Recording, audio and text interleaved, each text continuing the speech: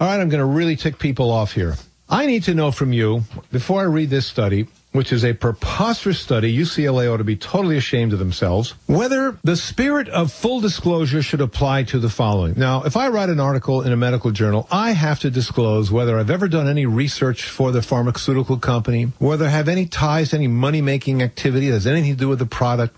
I've done research for the company or even given a speech on their behalf, whether I've received gifts. It is really important we know whether there's any conflict of interest. My question to you, and I'm going to tick a lot of you off, and I'm prepared to defend my position, is your religion,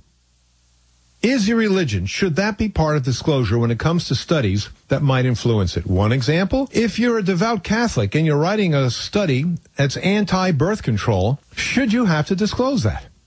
Now, we live in an era where there was a push during the Bush administration, it's going to go away, that, if you have any moral objections to dispensing birth control pills, as a pharmacist, you have a right not to do it. As far as I'm concerned, if that's the case, and you got to post at the pharmacy, there's got to be a sign, a disclosure sign saying, pharmacist so-and-so will not dispense birth control pills because he's a Catholic.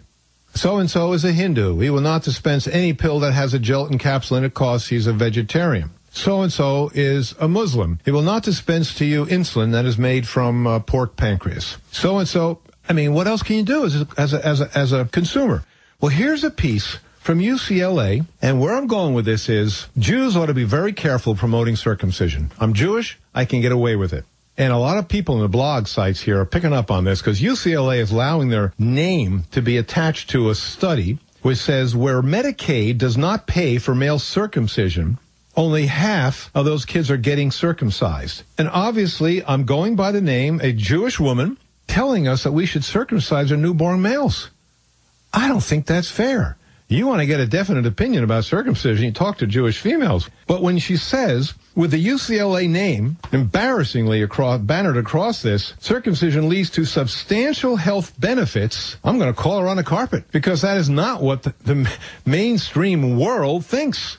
Why, dear person, do they not circumcise in Asia, in Europe, in South America, and anywhere else in the whole world? How come you have an inside track here?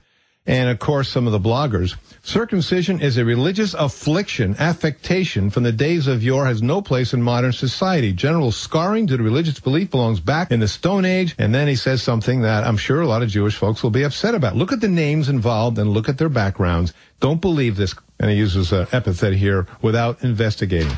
So, my feelings about circumcision, but for her to call for circumcising American babies to prevent AIDS is nonsense. The studies have found that has nothing to do in the United States of America, where we have the highest circumcision rate and the highest rate of AIDS. Imagine that. Perform this barbaric procedure on your newborn male because in 25 years, he's not going to know how to prevent and avoid something like HIV. All right, so I said it. Get mad. Call me up. I can take it.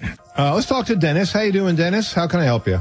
Oh, I'm doing great, Dr. Edell. I have an observation. I'm a gay man in my 50s, and a chunk of my friends all died of AIDS in the 80s, and they were all born in the 50s like myself, and they were all circumcised. I'll go one step further because I'm so sick of this circumcised to prevent AIDS thing. All the men I know that are in their 60s and 70s were born in the 40s and 30s and are uncircumcised, and they're alive.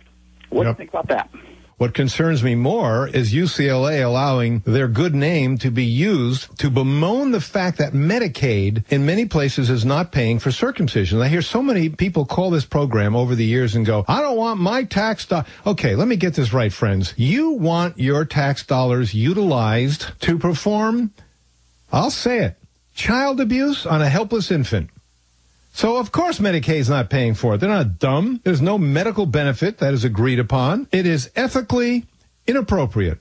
A poor child cannot make up their own mind. If they really want to be circumcised when they're 18, they can go do it themselves. You cannot perform plastic surgery on a child. And the sexual function of the foreskin has been well established. And the pro-circumcisers ought to be very, very careful before they get their nose nipped.